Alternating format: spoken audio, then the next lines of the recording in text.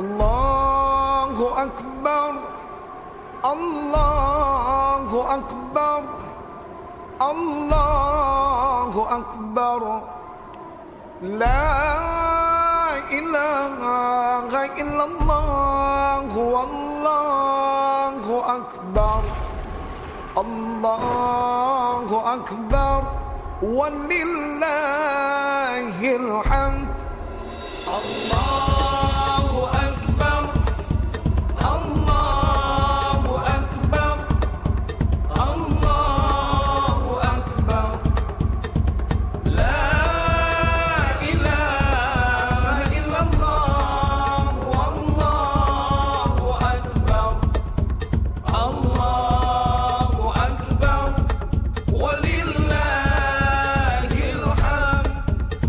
Allahu Akbar, Allahu Akbar, Allahu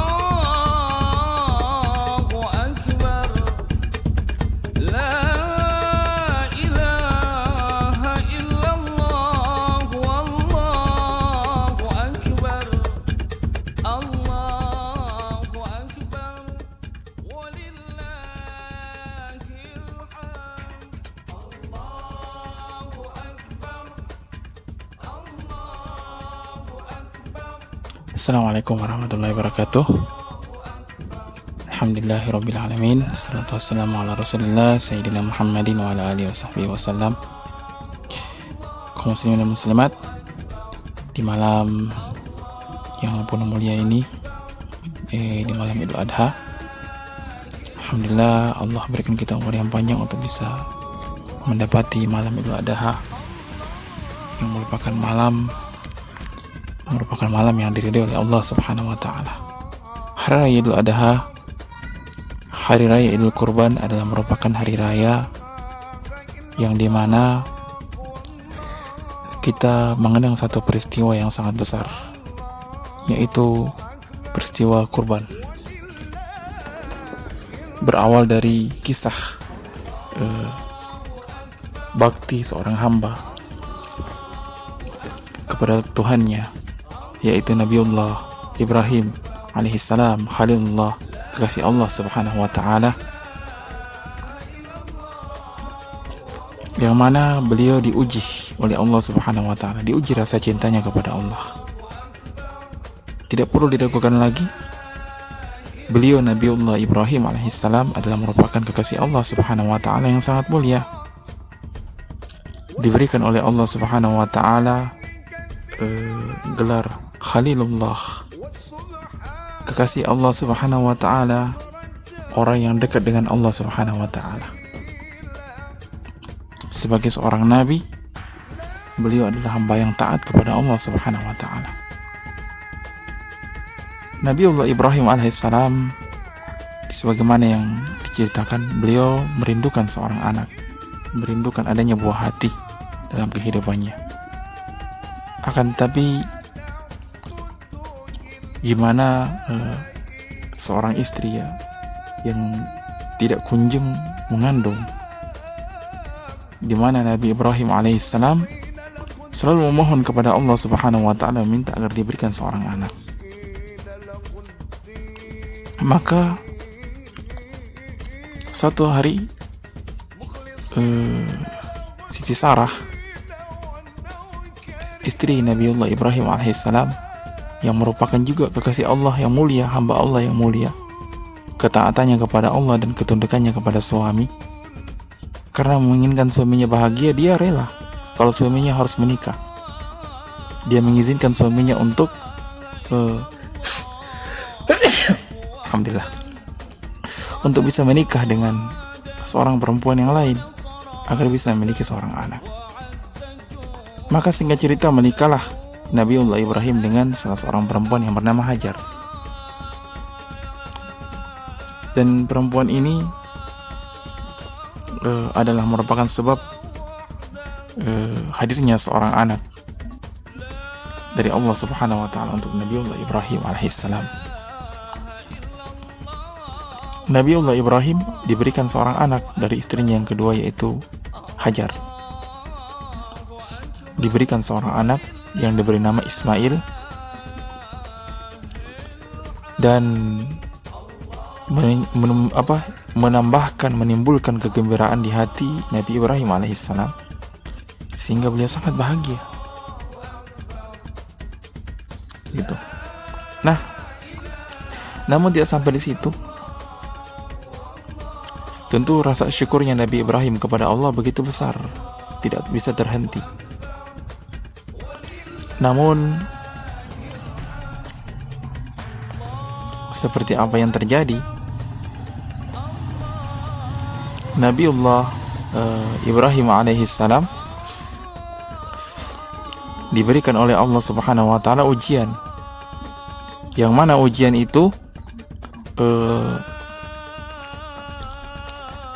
ujian itu memberatkan Nabi Ibrahim. Allah Subhanahu wa taala memberikan kepada Nabi Ibrahim itu petunjuk berupa mimpi.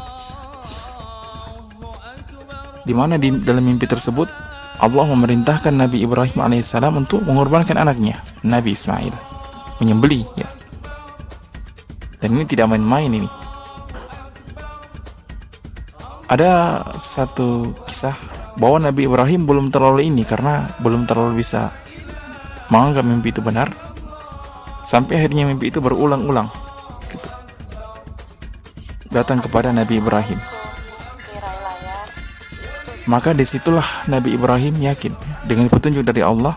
Disitulah beliau menyadari bahwa ini adalah merupakan petunjuk dari Allah, perintah dari Allah untuk menyembelih anaknya, Nabi Ismail. Maka berbicaralah Nabi Ibrahim kepada keluarga, kepada istrinya Hajar yang mengandung selama 9 bulan.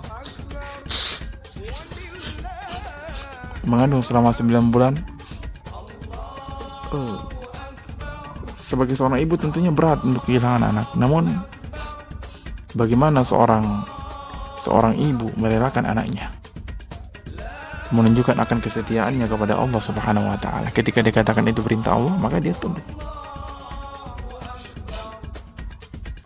Di sini kita mengambil pelajaran bagaimana ketaatan seorang hamba kepada Rabb-nya. Gitu. Ketika Allah memerintahkan kita dengan sesuatu yang agaknya bertentangan dengan hawa nafsu kita, maka harusnya kita kerjakan. Kebanyakan seorang orang ini banyak yang berpaling dari perintah Allah, bahkan mencoba untuk memanipulasi syariat. Nah, ini yang bahaya sekarang. Maka Ismail pun juga begitu. Ketika disampaikan kepadanya bahwa Allah memerintahkan agar si ayahnya ini menyembelih dia, apa yang dia katakan? Silakan lakukan ayah. Dia mengatakan dengan ikhlas, dengan sepenuh hati, dengan ridha. Niscaya semoga ayah akan mendapati saya termasuk orang-orang yang sabar, mendapati putramu termasuk orang yang sabar. Maka singkat cerita, disembelihlah Nabi Ibrahim. Tapi ternyata ketika mau disembelih, Allah menggantinya dengan domba, menurut cerita. Maka disitulah berlaku yang namanya hewan kurban. Sejak itulah syariat hewan kurban berlaku sampai akhirnya masa Islam, sampai akhirnya sekarang. Apa yang bisa kita ambil dari makna kurban ini dan kisah tadi? Tentunya yang paling inti adalah bagaimana ketaatan kita kepada Allah Subhanahu wa taala. Bagaimana kita melaksanakan ketaatan kepada Allah dengan sebaik-baiknya. Sekarang ini banyak orang-orang yang sekarang lebih berpaling dari Allah Subhanahu wa taala, berpaling dari ketaatan kepada Allah Subhanahu wa taala. Itu yang bahaya. Padahal Allah menciptakan kita untuk apa? Wa ma khalaqatul jinna wal insa illa liya'budun. Tidaklah aku ciptakan jin dan manusia semata-mata kecuali hanya untuk satu saja, beribadah kepadaku. Ada yang ingin saya jelaskan mengenai kurban, bahwa di sini yang dikorbankan ini, yang sampai kepada Allah itu bukanlah darah atau dagingnya, tapi yang sampai itu adalah niat kita. apakah kita ini berkorban ikhlas atau tidak. Kalau kita berkorban hanya sekedar pencitraan, misalnya anggaplah ada sebuah organisasi ingin membuat kurban, lalu itu diposting di Facebook agar kita tahu, bahwa kita juga sebagai ini bisa melakukan kurban. Termasuk di kalangan disabilitas itu kebanyakan, karena ingin menunjukkan bahwa disabilitas juga bisa berkurban, maka dilakukanlah itu pencitraan namanya. Hal seperti ini tidak diperbolehkan. Ini yang seperti ini tidak akan sampai kepada Allah Subhanahu wa taala. Terus terang saya katakan demikian. Jadi kalau ada misalnya komunitas netra, mereka melakukan kurban dengan harapan bahwa nanti orang-orang akan melihat, bahwa kita juga disabilitas mampu untuk melakukan kurban. Kalau seperti itu niatnya tidak akan sampai kepada Allah Subhanahu wa taala. Karena yang diperlukan dalam ibadah kurban itu dan dalam setiap ibadah adalah ikhlas lillahi ta'ala. Bagaimana kita ikhlas, tidak peduli dengan pandangan manusia. Kalau itu kita berarti masih memikirkan pandangan manusia. Nah, itu yang harus kita jaga baik-baik. Sekarang kan banyak itu hal-hal yang bersifat pencitraan. Itu yang harus kita berhati-hati. Maka berkorbanlah dengan ikhlas. Berkorbanlah dengan penuh keikhlasan, hanya mengharap ridha Allah Subhanahu wa taala. Itu yang akan sampai kepada Allah, bukan kurbannya gitu. Ini tidak sama dengan tumbal ya. Tumbal mengorbankan darah ini dipersembahkan untuk bangsa jin, tidak. Tapi ini memang betul-betul ibadah kepada Allah Subhanahu wa taala. Nah, itu yang harus kita pahami dengan baik, sehingga diharapkan dengan itu insya Allah, dengan kita melakukan kurban ibadah, kita semakin dekat dengan Allah Subhanahu wa taala. Allah ridho kepada kita. Allah menjadikan kita kekasihnya. Nah, semoga ini bisa menjadi renungan untuk kita. Dan juga bagaimana caranya kita bisa mempertajam ketakwaan kita kepada Allah Subhanahu wa taala dengan ibadah kurban ini. Bagi yang tidak sanggup berkorban, maka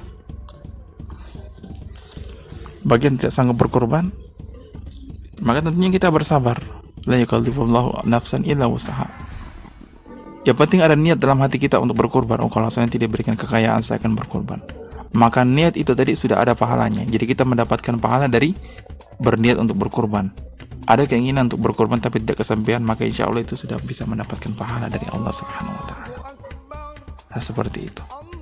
Yang penting ketika nanti ada rezeki betul-betul dilaksanakan niat tersebut. Tapi kalau memang tidak ada rezeki sampai mati, sementara kita sudah berniat, insya Allah niat itu akan jadi pahala untuk kita. Begitu juga dengan haji dan ibadah-ibadah yang lainnya gitu.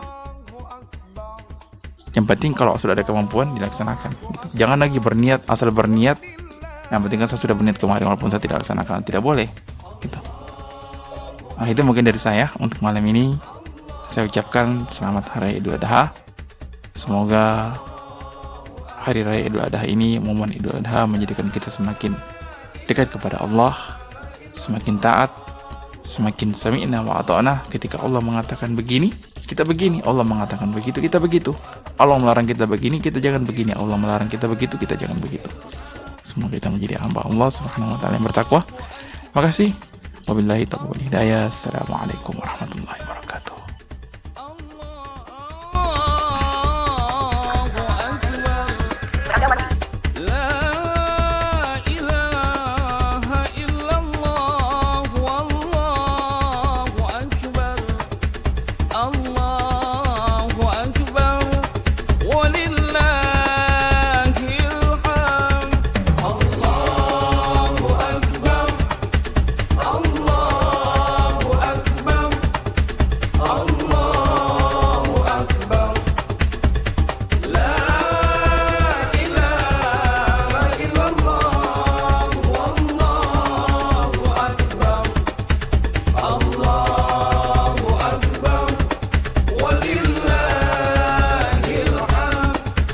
Allahu Akbar.